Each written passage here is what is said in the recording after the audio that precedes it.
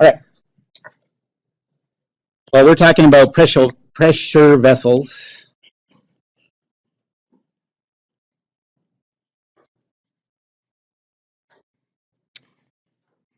And so last time we did it for a cylindrical shape and a spherical shape. The spherical shape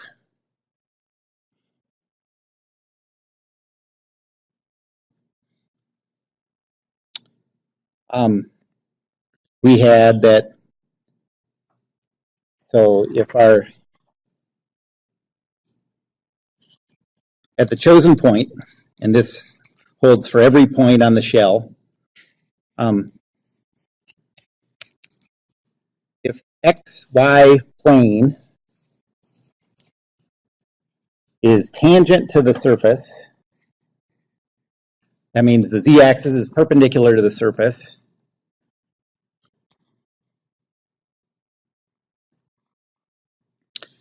then sigma xx and sigma yy are the same thing. And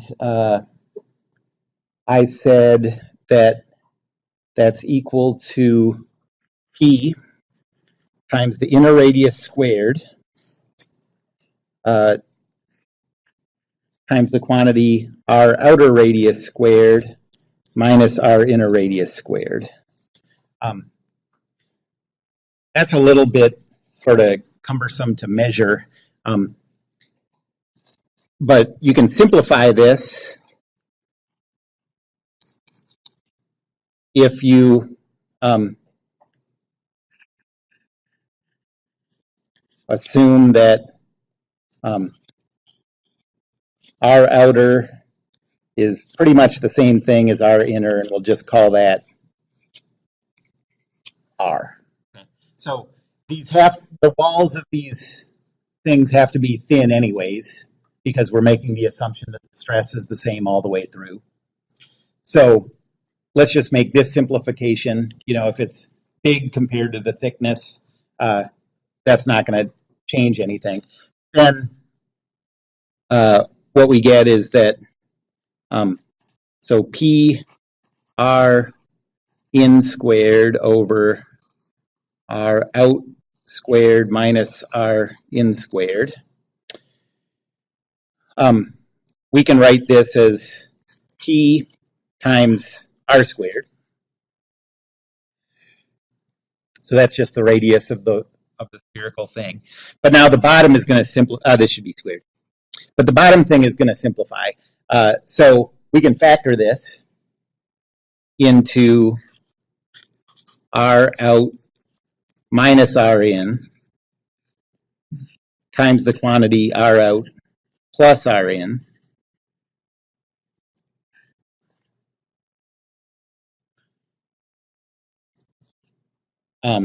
And so this is PR squared over, that first one is just the thickness of the wall. So I'll just write that as P. And the second one, we're going to treat that like that's just 2R. You know, each of those is pretty much R. And then you can cancel one of these, cancel this. And so you get a simpler looking formula that's just pressure times the radius over 2T.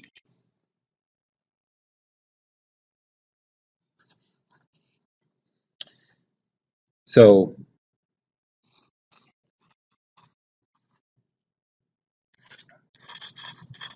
for a small T value,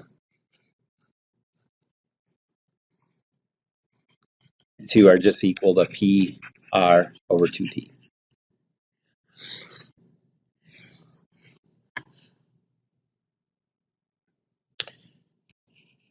And then for the cylindrical shape,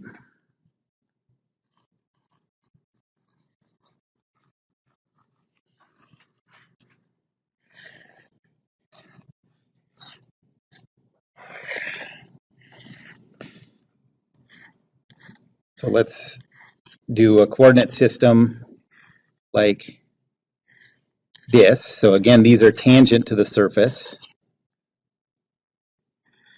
The z-axis is normal to the surface.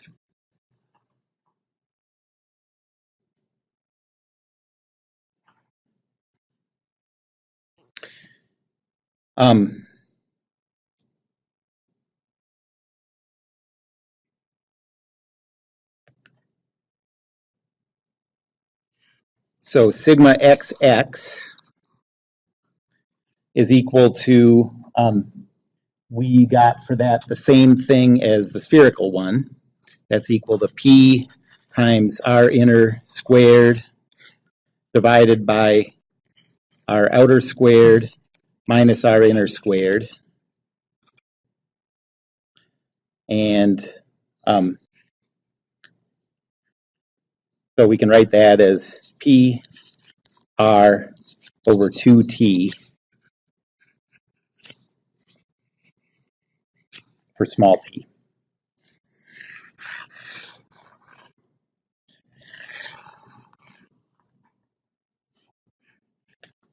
And then the other one, so notice in the sphere, x and y mean the same thing. You know, everything's the same. It's symmetrical about any axis. Here it's different. This x stress is the stress if you tied ropes to the two ends and tried to pull this cylinder apart. That x stress is the stress that would withstand that, or that would measure that. The y stress is the one, like if you got inside and put your feet up on this and pushed up, that's the y stress. And so that sigma yy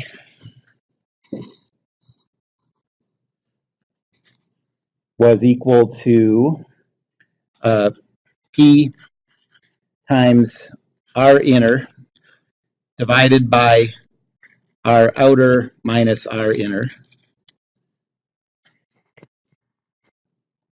And so that one reduces to pr divided by t.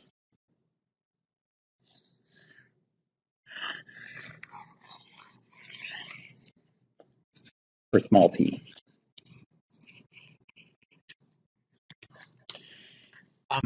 Okay, and now, bless you. I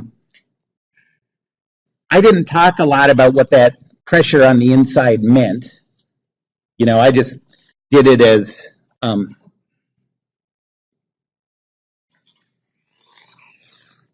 like I just drew this picture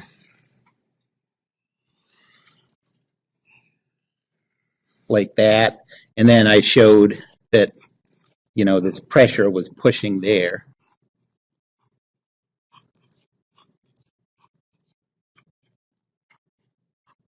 But if you think of, so, and if you think about it as an absolute pressure, this equation only holds for outer space or whatever, you know, like there was no pressure in this free body diagram coming from the outside. But if you think of this as a gauge pressure that just measures a pressure difference between the inside and the outside. So think of the pressure P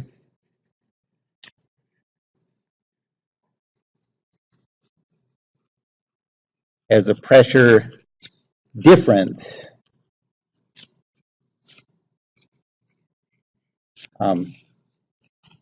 pressure in minus pressure out. Then this holds in every condition, including something that's evacuated on the inside and you're applying pressure to the outside.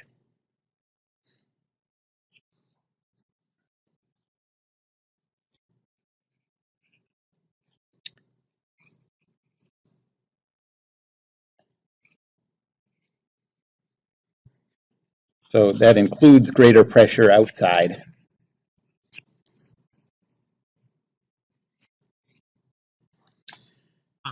So if you use these equations with a pressure of, so let's say you have this sphere with a nozzle on it, so you can hook it up to a bike pump, and you crank it up to pressure where your bike pump says 100 psi. First you have to convert to SI units, so that's a pain. But then whatever it says, well, your bike pump is measuring a gauge pressure, a difference between pressure on the inside and the atmospheric pressure. That's not measuring an absolute pressure. And the atmospheric pressure is pretty substantial, so that's a big difference.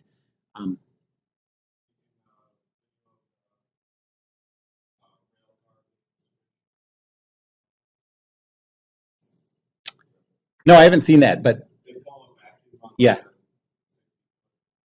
Mm-hmm. Uh-huh. Yeah. Right. It's a lot of force. In SI units, it's 1.01 times 10 to the fifth pascals. So that means that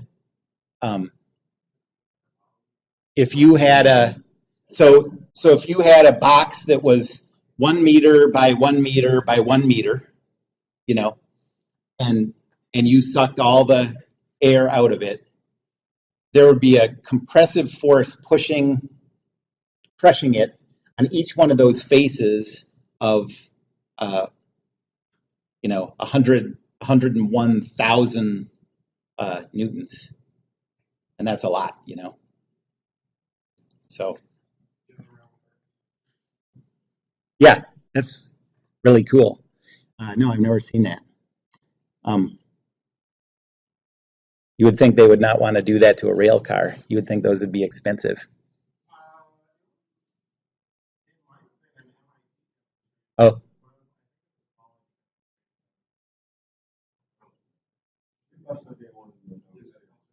Hmm. That's why, like in Total Recall, have you seen that documentary about travel through space? It's not. It's an Arnold Schwarzenegger movie, actually. But no, they go out into space and their eyes pop out of their head. But yeah, so I mean, all your insides are all pressurized to 1.01 times 10 to the fifth pascals. So you would really probably just explode like a watermelon. Okay, well, let's do some problems.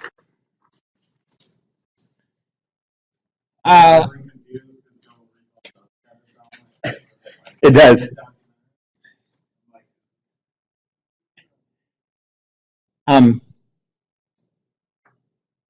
So let's say that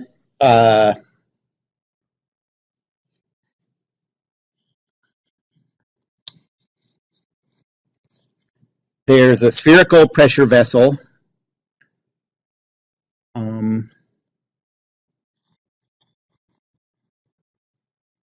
Spherical tank.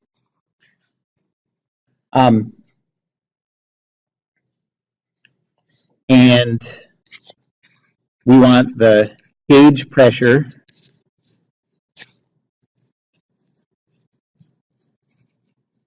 that actually might be spelled the other way. Probably isn't it? I'm leaving it like that. So with the gauge pressure inside of 3 megapascals. So that's 3 times 10 to the 6 pascals.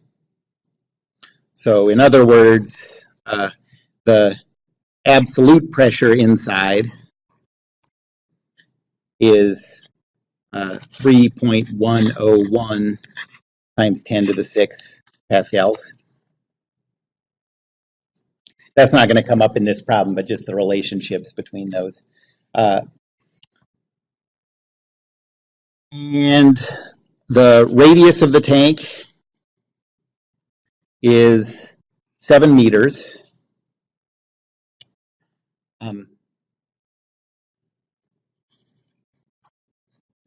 What's the thickness required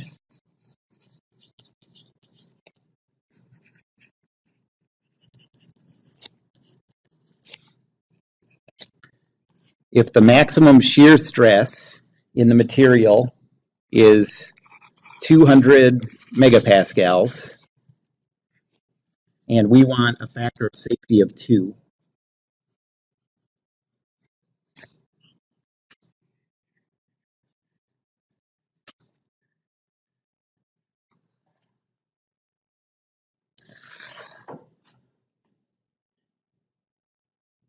Um,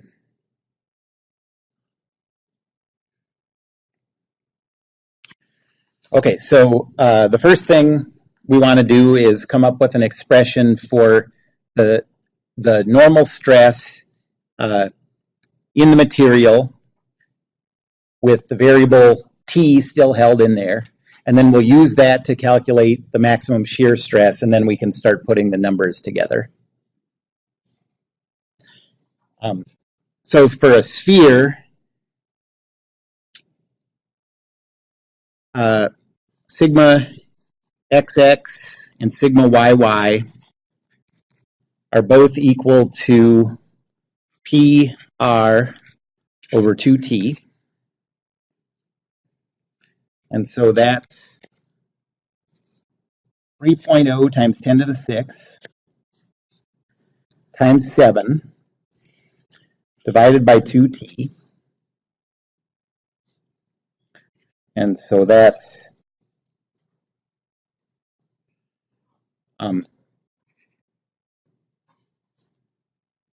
2.1 times 10 to the 7. Well, let's do that as 1.05. 1.05 times 10 to the 7 over T. Okay, so the stress tensor is 1.05 times 10 to the 7 over T, 0, 0, 0, 1.05 times 10 to the 7 over T, 0, 0, 0, 0.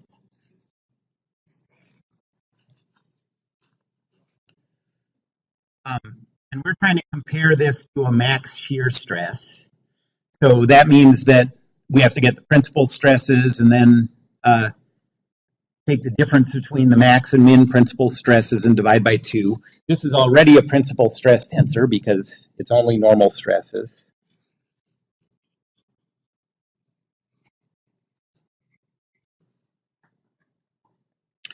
So the maximum principal stress is 1.05 times 10 to the 7 over T. The minimum is 0. So T max is equal to 1.05 times 10 to the 7 over T minus 0 divided by 2.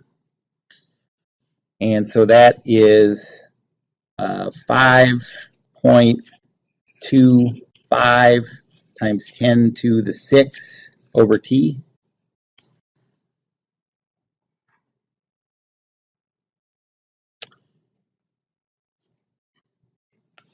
And we can't exceed a tau max of,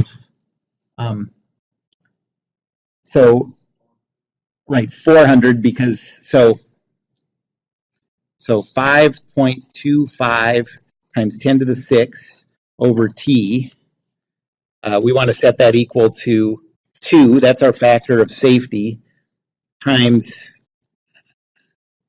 200 times 10 to the 6.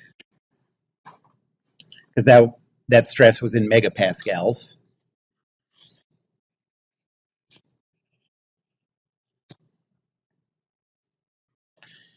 And so 5.25 times 10 to the 6 divided by 10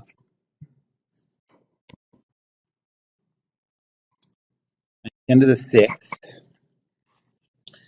divided by 400 times 10 to the 6 is equal to T. Those cancel. What's 5.25 divided by 400? 0.013 meters. So the wall has to be a little over a centimeter thick.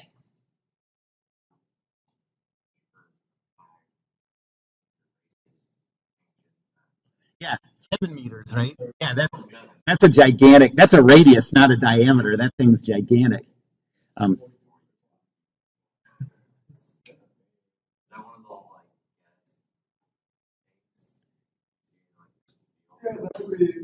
I don't know how big those are.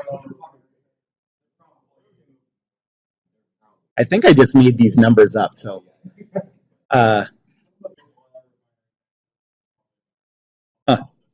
okay, yeah, 14 meters tall is, yeah, 42 feet.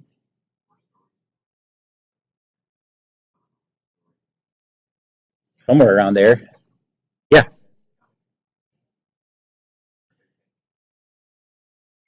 Okay, well, let's do another one with a cylindrical one, but now let's deal with a different. So let's deal with one that's not under just atmospheric pressure on the outside.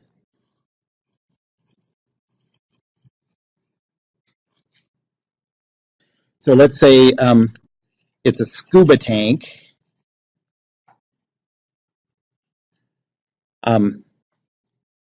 With an internal pressure of 11 megapascals. So that's absolute.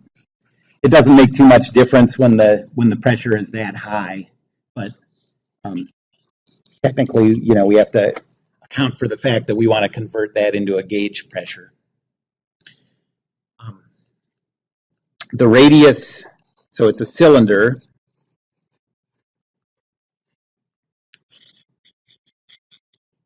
With a radius of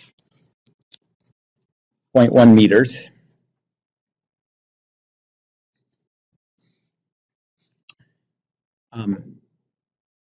And let's say that the maximum shear stress is 110 megapascals. And we want a factor of safety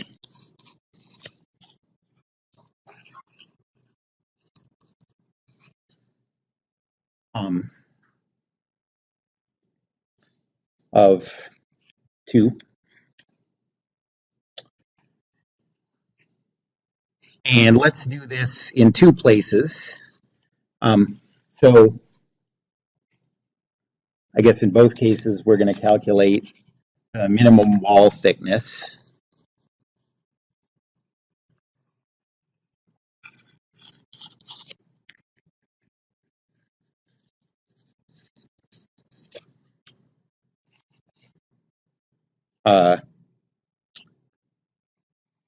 In atmospheric pressure, so just sitting on dry land, and then at a depth of 100 meters.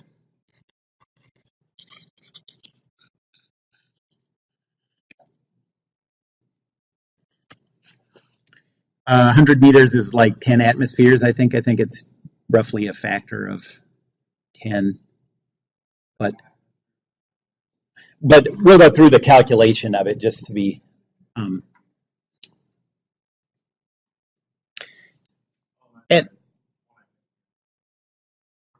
feet, right. Which is about 10 meters. Yep.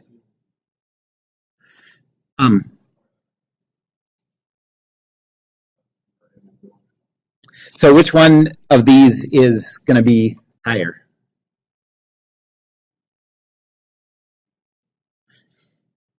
Actually, because we're talking about a difference in pressure between the outside and the inside, it's actually that, the high pressure on the inside is trying to blow it apart, and the pressure on the outside is trying to hold it together. So the deeper you go, the less, the safer you are in very few ways, but in that way.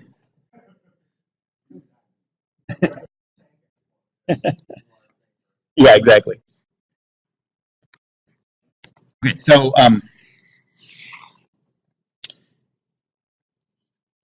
first, the gauge pressure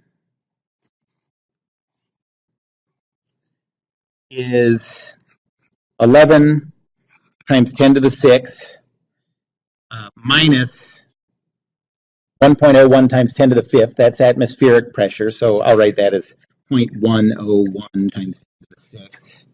And so it's not even really worth mentioning, but so I guess we're at 10, let's call it 10.9 times 10 to the 6 pascals.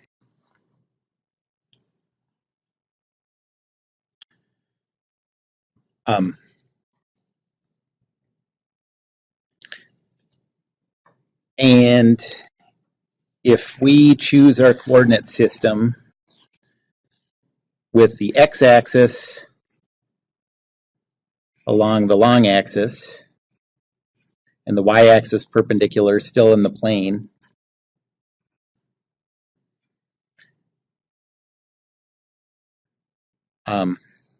then sigma xx is equal to PR over 2t.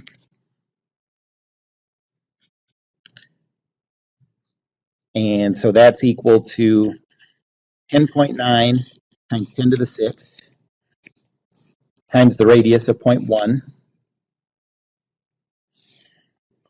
divided by 2t. And so that's 5.95 times 10 to the 5th over t.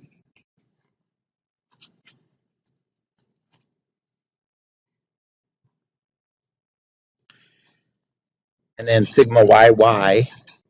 What? Yep, that's what I mean.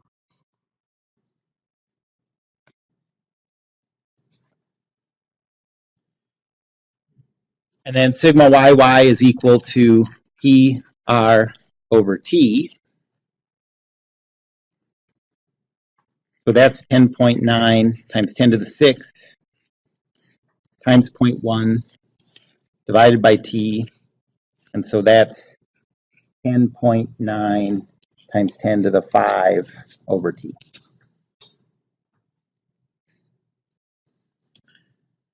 And so the principal stress tensor is 5.45 times 10 to the 5th over t, 0, 0, 0, 10.9 times 10 to the 5th over t, 0, 0, 0, 0.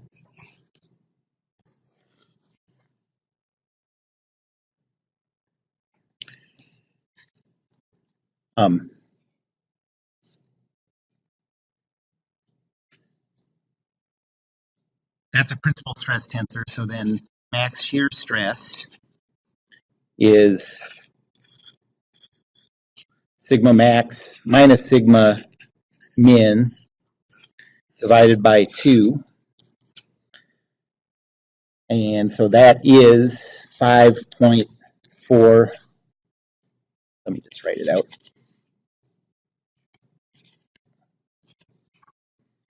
So that's 10.9 times 10 to the 5th over t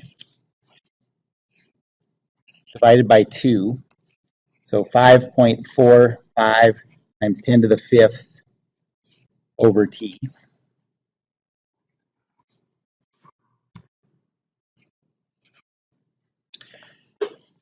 And now we want to set that equal to, so 5.45 times 10 to the 5th over t is equal to the factor of safety times the yield stress in shear, which is 110 times 10 to the 6 pascals.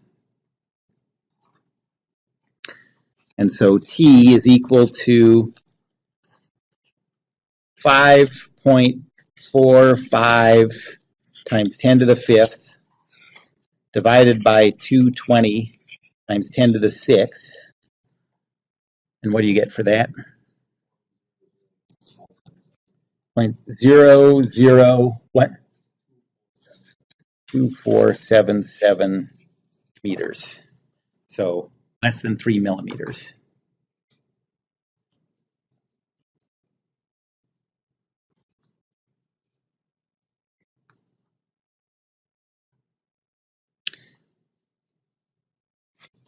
So now let's see what happens underwater. So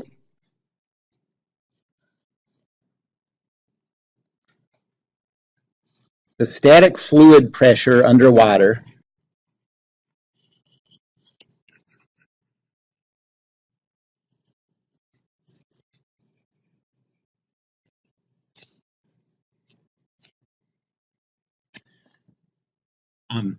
you can always think of that as if you're trying to analyze the fluid pressure on this plane here, you can think of a column of water or whatever liquid it's submerged in.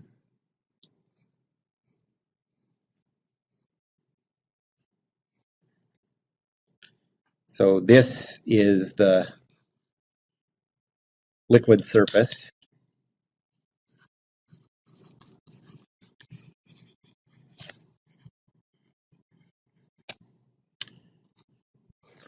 I'll call this distance, how about D for depth?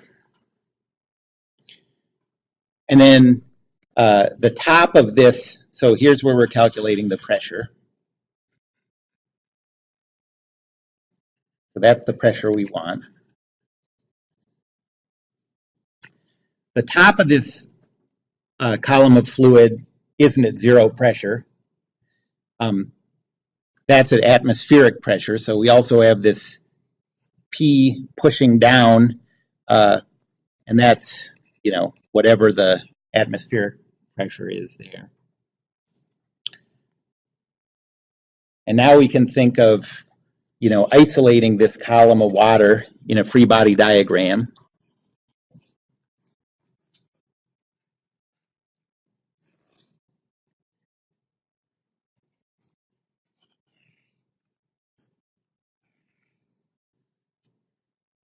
So the force pushing here is, if we think of the cross section of this column as having a area A, it doesn't have to be square or anything. We can just say that, it's a cylinder, whatever that shape is. So the force pushing down on the top of that column of liquid, what's that? Yeah, that's the atmospheric pressure times the area. And there's a pressure pushing up that's the P that we want times A. And then there's also the weight of that column of liquid. So that's equal to the density of the liquid times the volume of that column. And the volume is the depth times the area. Well, I'm going to put them in the other order. Doesn't look like an infinitesimal area.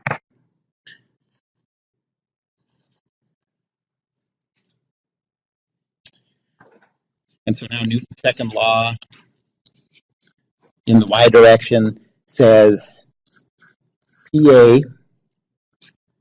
minus the atmospheric pressure times A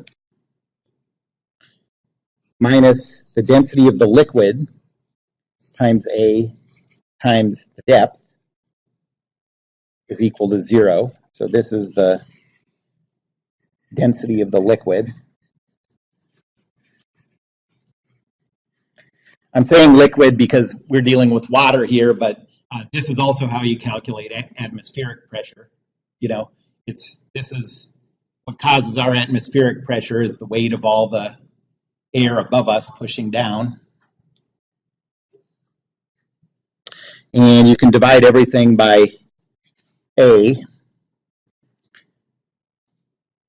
and you get that pressure is equal to the atmospheric pressure plus, I've left off something. This is a weight, right? This is a force. So I gave the mass, but you need to multiply the mass by 9.81 for a weight, for a force. So let's put that in here, I guess.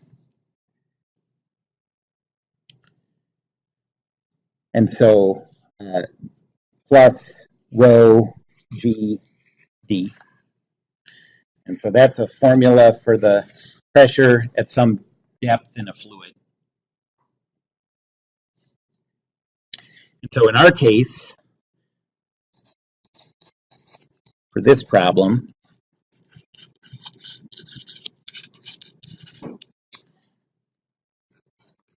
the pressure at a depth of 100 meters is equal to 1.01 times 10 to the 5th pascals. That's the atmospheric pressure. Plus, in SI units, you know what the density of water is per meter cubed? Not per centimeter cubed. So it's 1,000 in meters cubed. So 1 times 10 to the 3rd times 9.81 times 100.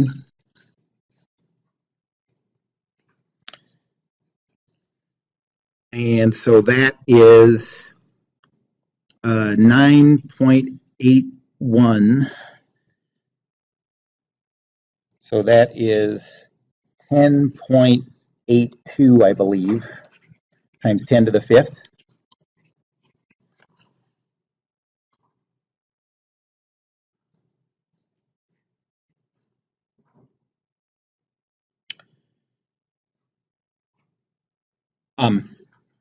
Well, going down underwater hasn't changed the pressure on the inside of the tank at all.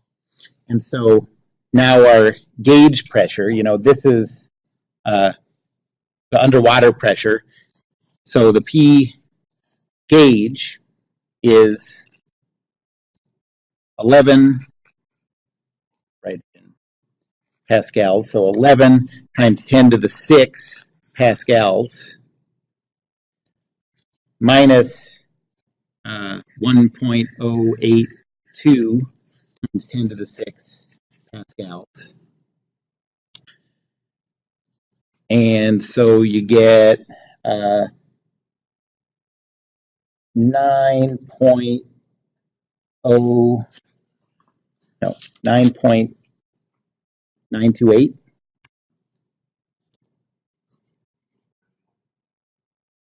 Oh!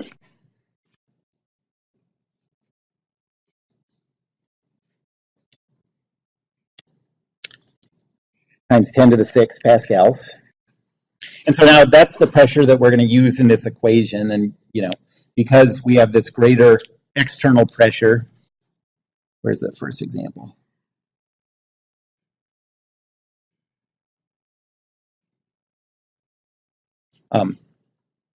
We have a smaller gauge pressure.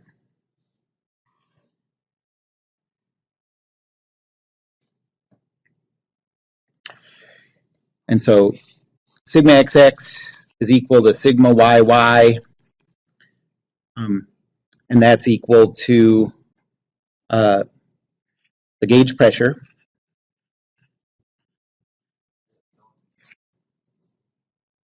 You're right.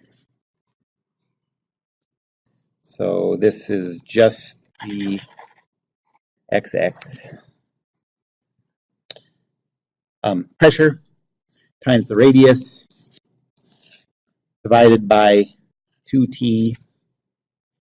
And so that's 4.409, no, 459 times 10 to the 5th over t.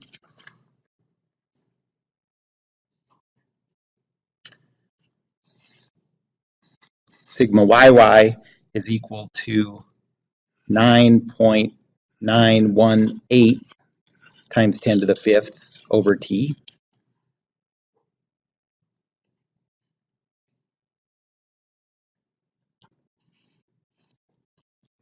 The principal stress tensor is 4.459 times 10 to the 5th over t, 0, 0.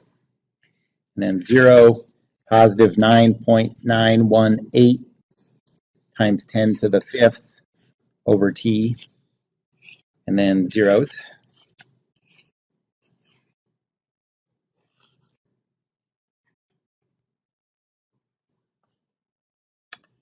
I switched them, didn't I?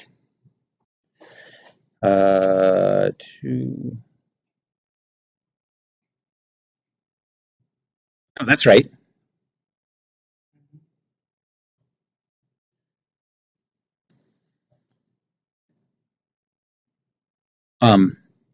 And so tau max is equal to 9.918 times 10 to the 5th over t divided by 2.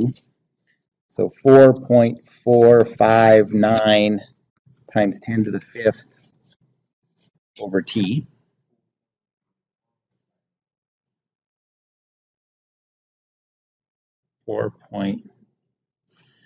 Yeah.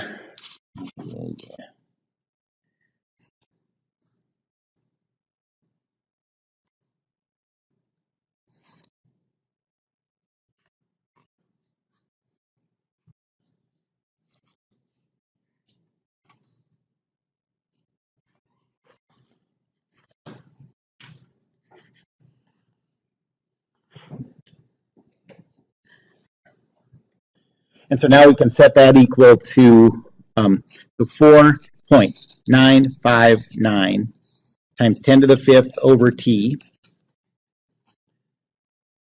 is equal to 220 times 10 to the 6. And so t is equal to 4.959 times 10 to the 5th divided by 220 times 10 to the 6. And what do you get for that? 2254 meters.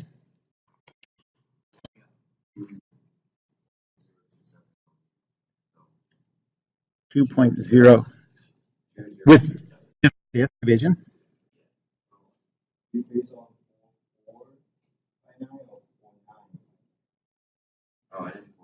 Okay, that was wrong. I gave you the wrong. I did that division wrong. Okay, so the thickness that you need 100 meters underwater is a little smaller, you know, a couple % smaller than what you needed out of the water.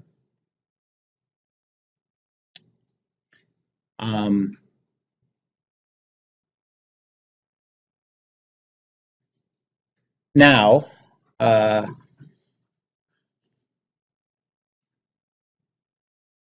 what would happen, maybe not a scuba tank, but this used to happen all the time on airplanes. The cargo hold underneath was not pressurized anywhere near as much as the cabin was. And so if you put a can of shaving cream in the cargo, you'd get out and there'd be shaving cream everywhere. And you can imagine how this works if you think about it. So on the ground, you have some certain gauge pressure that the walls of the shaving cream can are made to be strong enough to support. But then when you go up to a height of 30,000 feet, I don't remember what percentage of atmospheric pressure it is, but it's quite a bit lower. And so now you have a way bigger gauge pressure. You plug it into this formula, and something that wasn't enough to rip open that cylindrical surface at atmospheric pressure makes it explode, you know, which is also why if you, I guess that doesn't happen anymore with like the cargo is all pressurized, but maybe you have noticed that, you know, so they pressurize the cabin, but since you're not exercising and stuff, they don't take the extra expense and stress on the plane of pressurizing it fully to atmospheric pressure. They pressurize it to the equivalent of like 10,000 feet of altitude. And so when they bring you the snacks, like the potato chip bags, they look normal, you know, like at atmospheric pressure. That's how they're stored and stuff. But when they hand them to you, they're like inflated. Have you ever noticed that? And it's the same idea. It's just that the gauge pressure on the inside, the absolute pressure on the inside is the same as it was before. But now the gauge pressure on the inside is greater because the atmospheric pressure is less, and it has the effect of, and if they pressurized it less, the bag would just pop. Yep.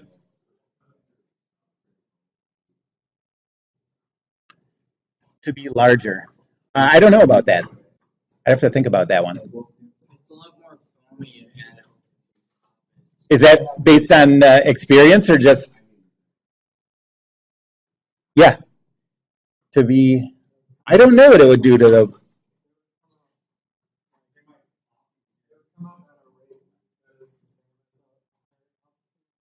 oh, so that's, yeah, so when you open it, yeah, the pressure on the outside is less, and that reduces the, basically the boiling temperature. So yeah, you're going to have more evaporation. So I don't know if that would make the, it would somehow increase the bubbles. I don't know. Yeah, that's right.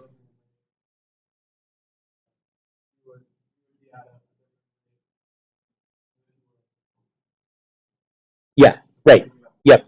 So I don't know if it would make the bubbles bigger, but there'd be more CO2 leaving the liquid. Yep, that's right. Any other questions about this? Okay.